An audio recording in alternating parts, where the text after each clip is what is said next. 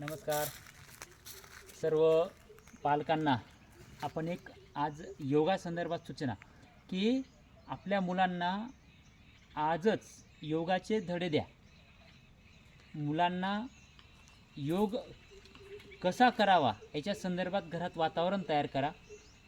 काही मुलांना संघटित करून त्यांच्याकडनं योग आणि व्यायाम करून घ्या.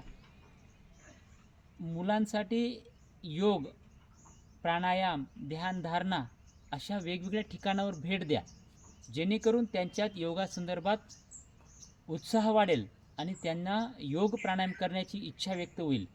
त्याचबरोबर तुम्हीही थोडा वेळ काढा आणि त्यांच्याबरोबर योग प्राणायाम करा.